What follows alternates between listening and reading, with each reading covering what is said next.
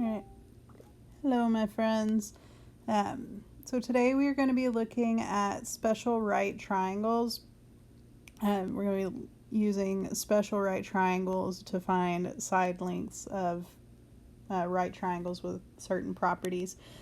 Before we do that, though, we're going to look at reduced radical form or simplest form. So when we talk about radicals, we're talking about things like square roots or cubed roots, or really like any root. It could be to the fourth, fifth, or whatever. But for our purposes, we're just going to deal with square roots right now. So you see the word radical, reduced radical form, that's talking about square roots. So up until this point, when you take the square root of a number, if it's a whole number, you'd take it normally. So the square root of 25 is 5, right? But if it was the square root of, let's say, something that wasn't a perfect square, like, let's say 28, up until now, you just plug that in your calculator. Say square root of 28 is about 5.29, and it's an irrational number that goes on forever. But it's about 5.29. Okay. But the higher we go in math, we don't like fractions or decimals. We like fractions, okay, but we don't like decimals. We don't like having to round. We like, math likes things to be exact and precise and beautiful. So we're going to look at how do you reduce radicals without using a calculator to get a decimal. Okay, so one thing to remember, if you take the square root of a times b, that's the same thing as the square root of a times the square root of b, and that goes backwards. So for example, when you have the square root of 18, well, think about 18. Okay, we're actually going to look at two different ways to do this. I'm going to show you the way that I do it, and then the way it's what I think is the fastest way, and then what I think is the easiest way. So one of them is like 2 steps long, but you got to know your perfect squares.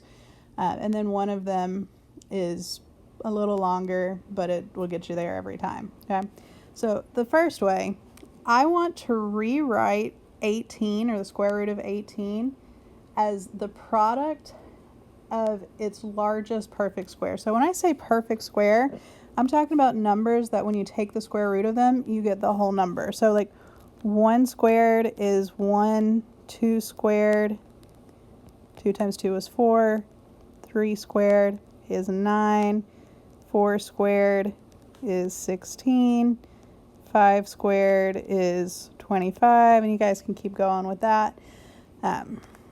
Actually, let's go ahead and keep going just so we have them written down. 6 squared is 36, 7 squared is 49, 8 squared is 64, 9 squared is 81, 10 squared is 100. I know I'm going kind of fast, but I'll give you time to get these copied down in just a second. 11 squared, well, 11 times 11 is 121. 12 squared, 12 times 12 is 144. 13 squared is 169. And honestly, you're probably doing good if you recognize just like through 144. But we'll keep going just a little bit. 14 squared is 196. 15 squared is 225. 16 squared, we're actually getting to the point where I don't know them right off the top of my head. I think 16 squared is 256. Let me double check. Yay, I was right. 16 squared is 256, and I actually don't know 17 squared. So these numbers, 1, 4, 9, 16, 25, 36, these are what we are referring to when we talk about perfect squares. Okay? So if you take a number and you square it, these are perfect squares.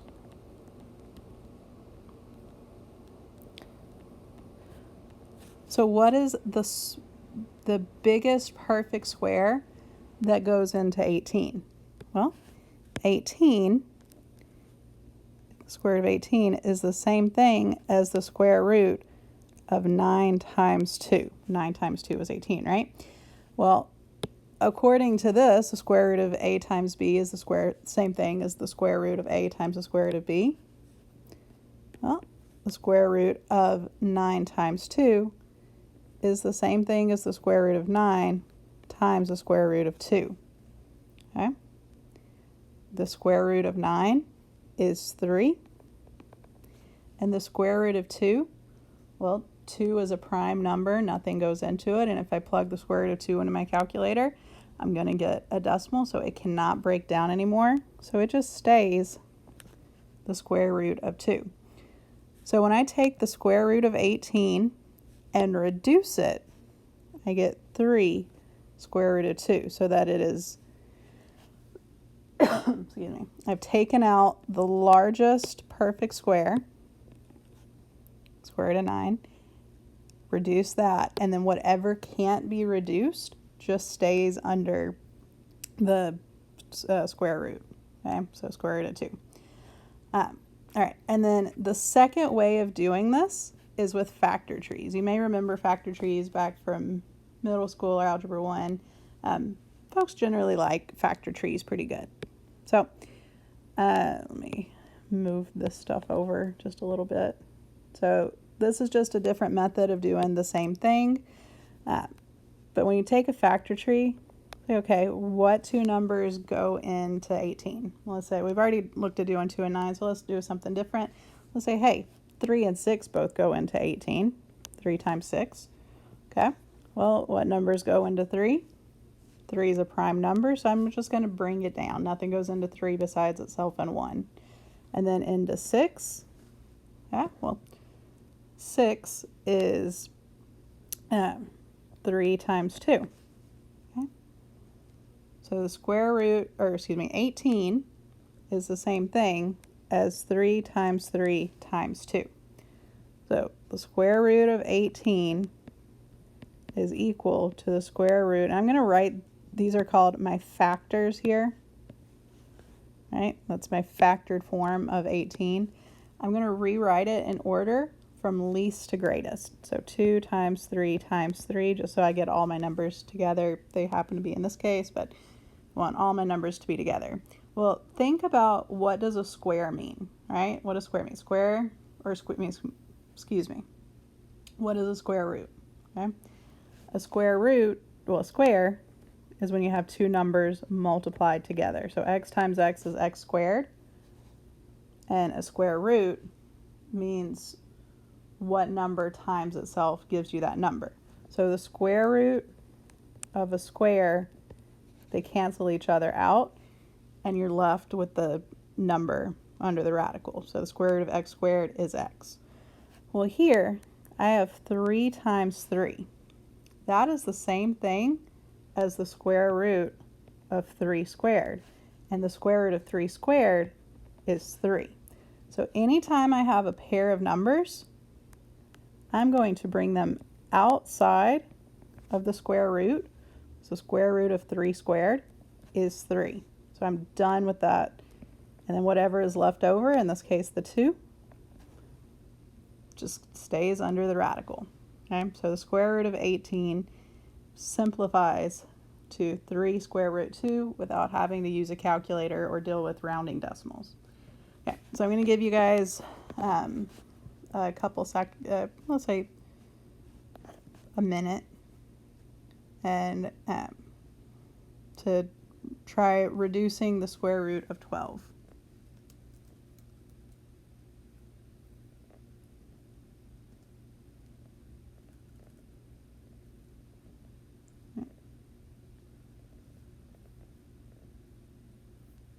Go for it.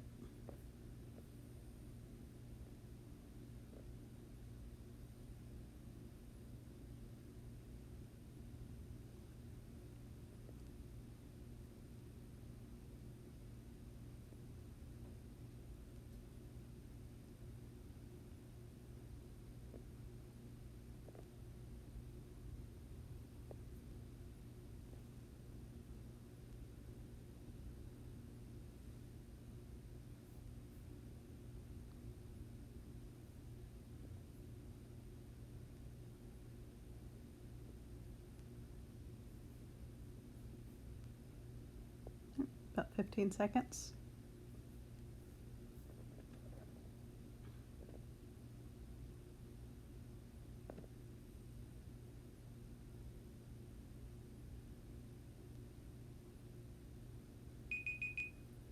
All right, so let's look at the square root of 12. So depending on which way you chose to do it, let's do it through the factor tree, because people generally seem to like that one a little better. So if I take 12, I'm going to say, okay, what two numbers go into 12?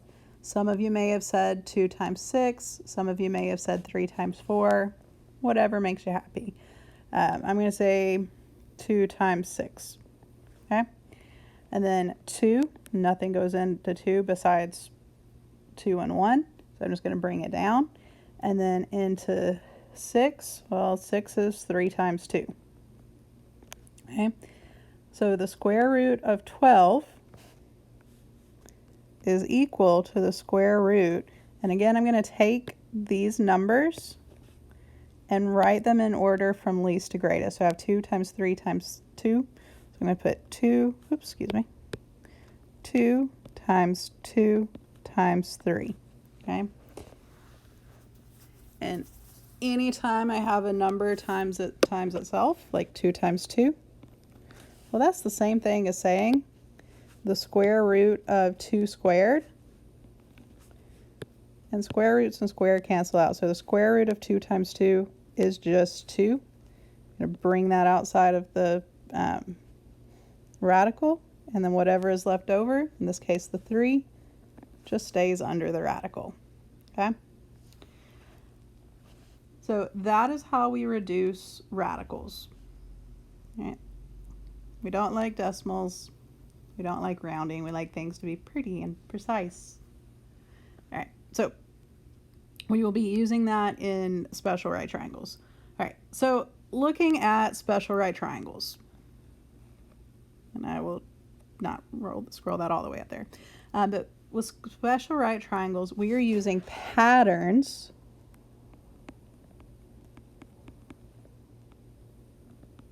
to find missing side lengths. So we're still working with right triangles at this point, but instead of doing the Pythagorean theorem every single time, we're going to look at two different types of triangles that they have the same pattern every single time. The first one that we are looking at is a 45, 45, 90 triangle. Okay? So 45, 45, 90, that's referring to the angles of a triangle. So you got two 45-degree angles and one 90-degree angle. All right, so in this case, it is an isosceles right triangle. Isosceles means that two of the sides are the same, which means that the base angles are also the same. Okay, so in a 45, 45, 90-degree triangle, the hypotenuse, remember the hypotenuse is the longest side, so the hypotenuse is the square root of 2 times as long as each leg.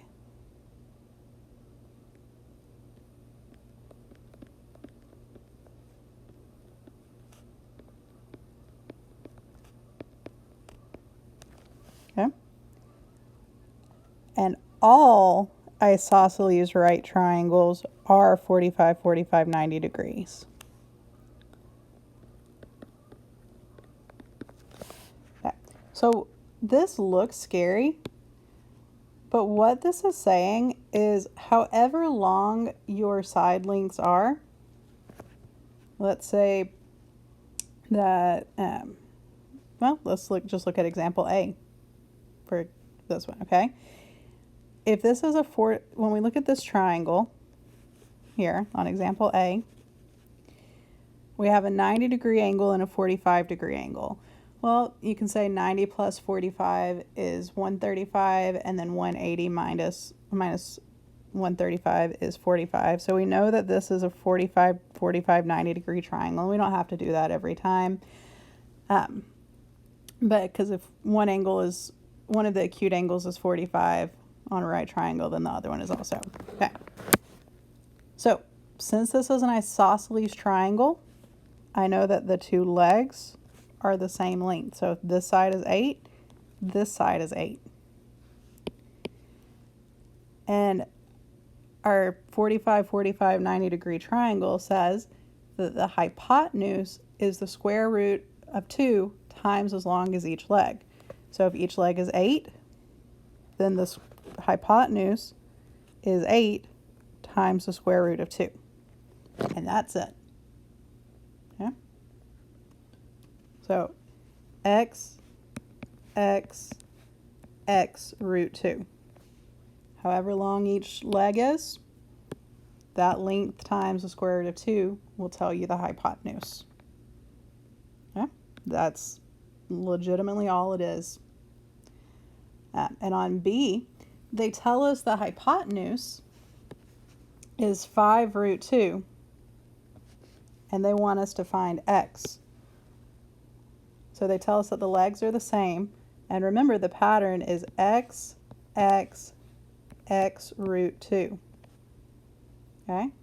So if the hypotenuse is 5 root 2, 5 is x. So each of these legs are 5 units long. Okay? Alright, so 5 root 2. And on A, we had 8 root 2, which matches our formula of x root 2. All right, so you guys, I'm going to have you go ahead and do both of the U-tries. These are pretty fast, so I'm going to give you 1 minute to do both of them, okay? All right, and go.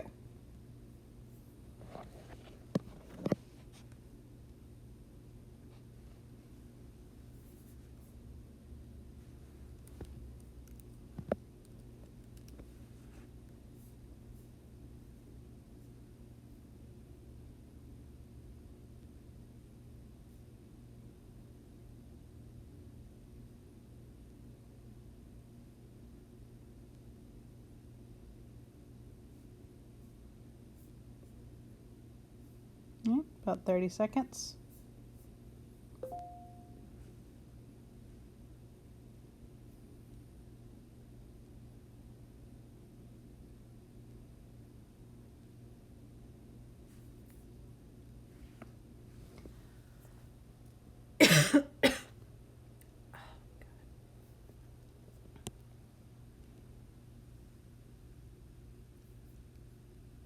Okay, all right.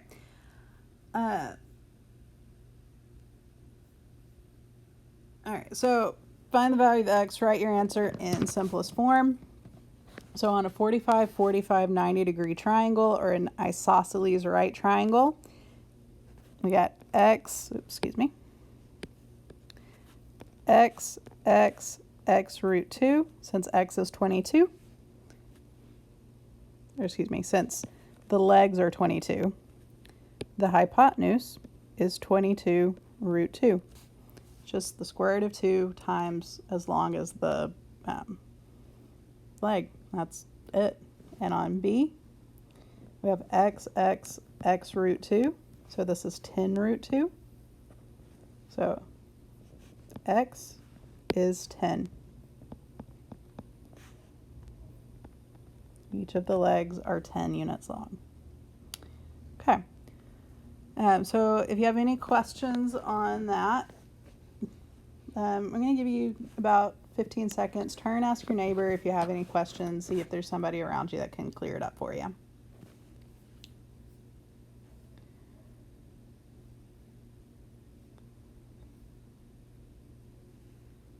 All right. So let's flip on over to the back. So we just looked at 45, 45, 90-degree triangles. Let's now look at 30, 60, 90 triangles. Okay, so just like in a 45, 45, 90, the 30, 60, 90 means that you've got one angle that's 30, one angle that is 60, one angle that's 90 degrees, right? So This is not an isosceles triangle, it's just scalene. So we're caring more about, like, specifically about the angle lengths here. Okay, so 30 degrees, angle measures. 30 degrees, 60 degrees, 90 degrees makes a 30, 60, 90 triangle. And the 30, 60, 90 triangle theorem says in a 30, 60, 90 degree triangle, the hypotenuse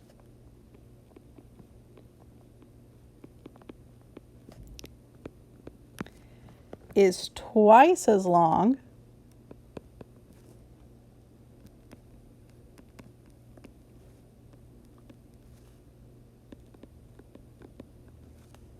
as the shorter leg.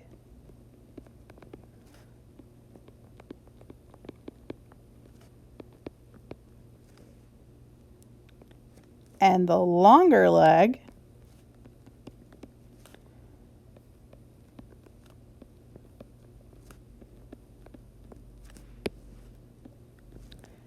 is the square root of 3 times as long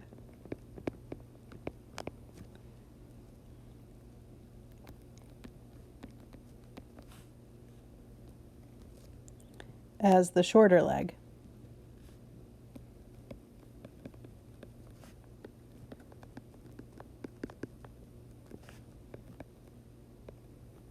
Okay.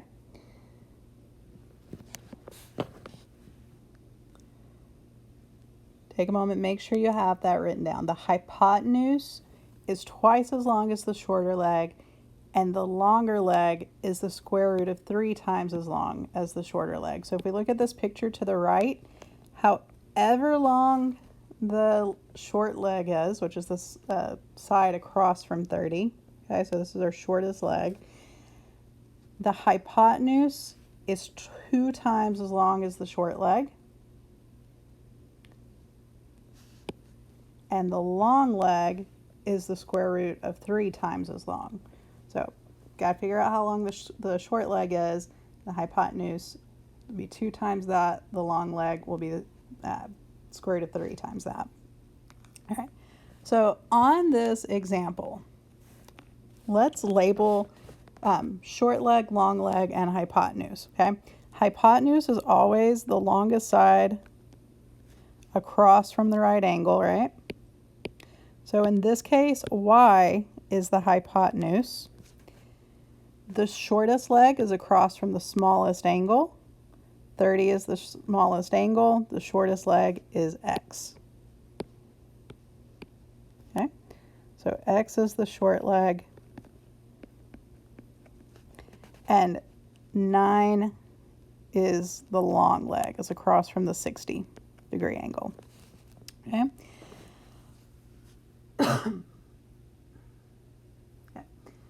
So here they gave us the length of the long leg. So let's start with that formula first. Long leg equals short leg times root 3, right? Coming from right here. Long leg equals short leg times root 3. Okay. Well, the long leg is 9. The short leg is x times root 3. Okay? So 9 equals x times root 3. Okay? So to get x by itself, we have multiplication. So we're going to do the opposite and divide. Divide both sides by the square root of 3. Okay, so we end up with 9 over root 3 equals x. Okay, so our short leg is 9 over root 3. So the thing that I'm about to tell you or explain to you, so if you wrote 9 over root 3 as your final answer, that is technically the correct number. But you always have to remember that math is a language, and just like in any language, there are grammar rules. So like if I were trying to ask you how you were doing, 9 over root 3 is like the English equivalent of how's you doing? You know what I'm trying to ask, but it's not proper grammar. Okay, so proper grammar, we can't have radicals on the bottom of fractions. It's not mathematically wrong, it's just not good form. Okay, so we got to get rid of that square root of 3 out from the bottom of the fraction. Okay, so quick side notes. So remember, any number, let's say A, any number times 1 is itself. All right, so if I multiply something by 1, I'm not changing the number. All right, and any number divided by itself is 1. Okay, so if I multiplied something, it's like a number, so x, for example, times something divided by itself, it changes how the number looks, but it doesn't actually change the number at all. Okay, so it looks different, but it's the same number. Also remember, square roots and squares cancel out. Okay, so these are just some little side notes here. So if I have x is equal to 9 over the square root of 3, if I wanted to get rid of a square root, I'm going to square it. And squaring just means multiplying by itself, a number by itself. So the square root of 3 squared just means the square root of 3 times the square root of 3. But I can't just randomly multiply the bottom of a fraction by something. But if I multiply the bottom and the top, or for, in other words, multiply by the square root of 3 over the square root of 3, well, that's the same thing as multiplying by 1. Because a number divided by itself is 1, and a number times 1 is itself. So it looks different, but it's not different. Okay.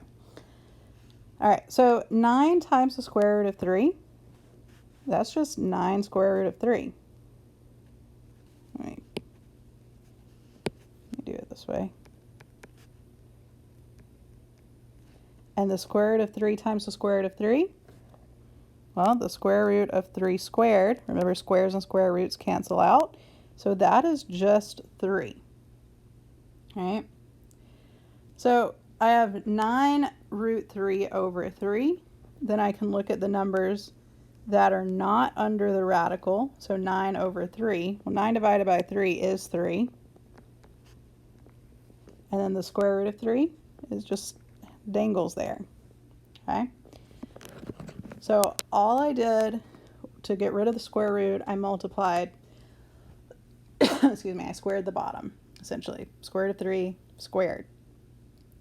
But to keep it the same number, I multiply the top and the bottom by the same thing, and then I just simplify the normal numbers. So x, the short side, is 3 root 3.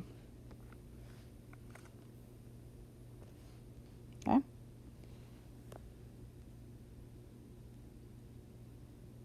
Okay, so that gives us our short side. So now we're going to look at our hypotenuse. The hypotenuse is the short leg times 2. Okay, so now that we've found the short leg, that's going to be a lot easier. So hypotenuse equals short leg times 2. Our hypotenuse was y. So y equals short leg, which we just found out was 3 root 3 times 2.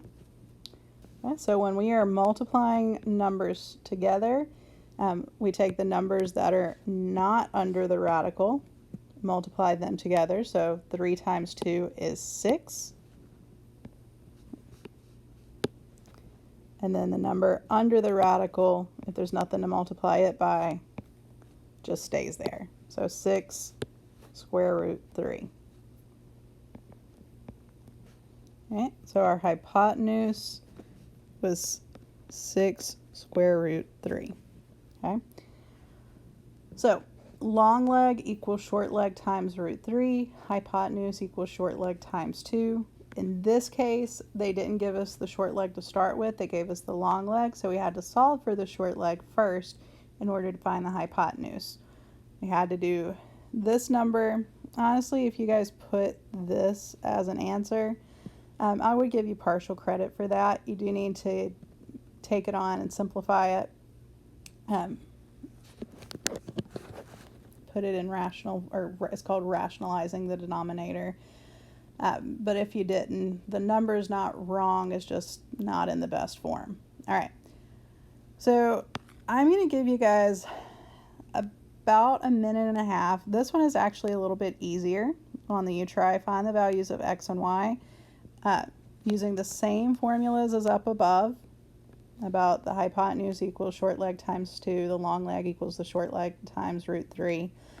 But this time they gave you the hypotenuse.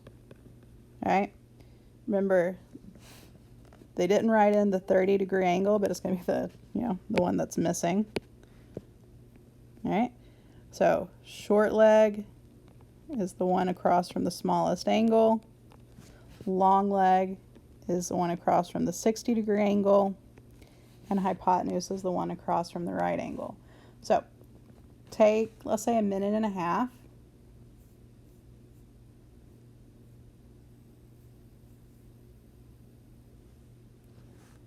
Let's see, 1.5 minutes to work on that, and we'll go over it. All right, go.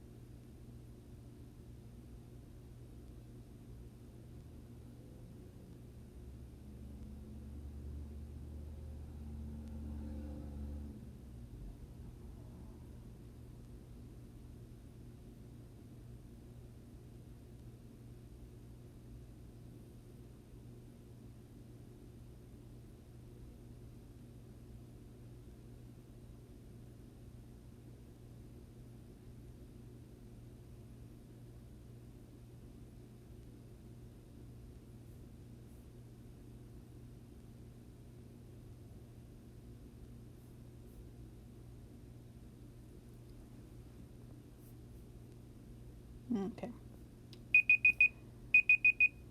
Alrighty. All right, so here they gave us the hypotenuse, so we're going to start with hypotenuse equals short leg times 2. Okay. Hypotenuse equals short leg times 2. Hypotenuse is 30, short leg is y, so y times 2. Well, that's y times 2. We're going to do the opposite and divide. 30 divided by 2 is 15. So y equals 15. Much simpler than the first example, but this is what, a lot of them are going to end up being like. All right. And then the second, so we got to find, we found y, now we find x. X is the long leg, and our formula for that is long leg equals short leg times root 3. And that's just pulling from up here. Longer leg equals shorter leg times root 3. The longer leg we just found out was 15. The shorter leg is, oops, no, excuse me guys, I wrote that backwards. The long leg is x. The short leg we just found out is 15. And 15 times root 3, we can't simplify that, so that's it. The long end is 15 times root 3. Okay, that's it. Yeah. So this is for a 30, 60, 90 degree triangle. And that's it, guys. Just two different triangles, 45, 45, 90, where sometimes you may end up having to do something very similar, especially if they give you a whole number as the hypotenuse. Let me see for a second if there are any of those on the homework that I gave you or left for you. Nope, none of those on the homework. Oh, actually, there is one.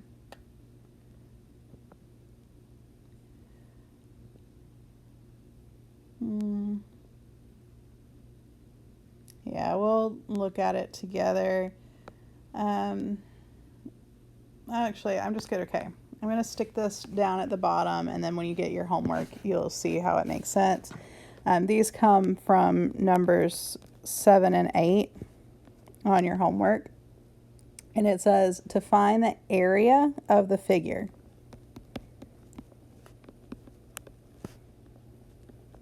Find the area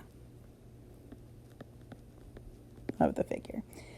And then round your decimal answers to the nearest tenth. So they're actually being really nice to you on these. That you do get to round. You can just plug it in your calculator. You don't have to use the simplified radical form or the worry about rationalizing the denominator on these. You can just plug them in. Okay. So on number 7, for example, it gives you a square.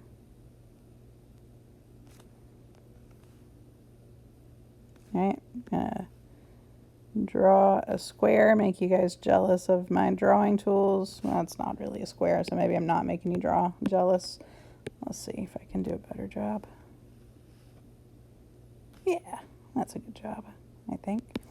Okay, so remember the area of a square is base times height. Okay, and they give us a diagonal. So they tell us that it's a square. And then they tell us that the diagonal is 11 meters. So in order to find the area, you need to know the base and height. By giving us the diagonal, oh, my mom is about to walk in, so hang on, oh. All right. So by giving us the diagonal, hang on, I'm recording my lesson. Just a second.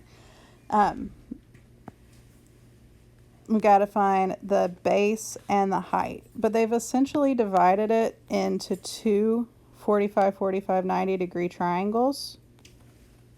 Yeah. So you're just going to use your x root 2. So let's see if let me get a different color. X root 2 is the hypotenuse.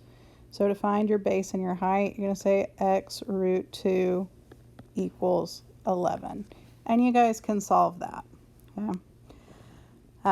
And because it says to round your answer, you get to just plug it in your calculator. You don't even have to worry about all the rationalizing the denominators and that kind of stuff. All right, and then on number 8, they give you an equilateral triangle.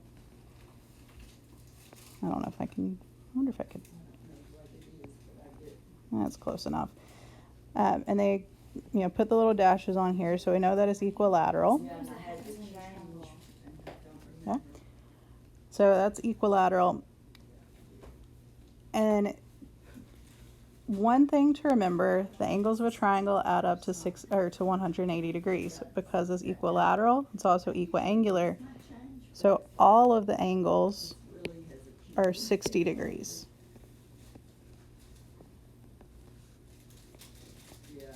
Okay?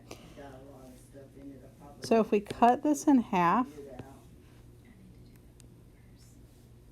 because remember to find the area of a triangle, that's base times height divided by 2. So we got to figure out this length. Well, that's half of the base or half of the bottom. So that is 10. And then we've got to figure out this length. But when we cut this in half with this height right here, that cuts that 60-degree angle in half.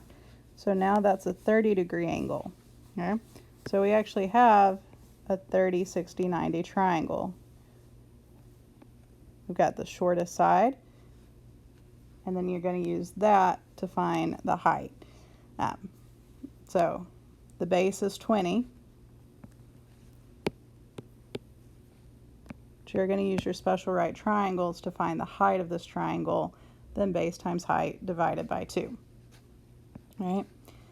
So good luck on that. Text me if you have any questions, not during class. Still not permission to get your cell phones out. Text me after school if you have questions on any of this. I hope that you guys are having fun and learning lots, and I hope that I get to see you soon. All right, make good choices, be kind. Fourth period, shut up and do your work.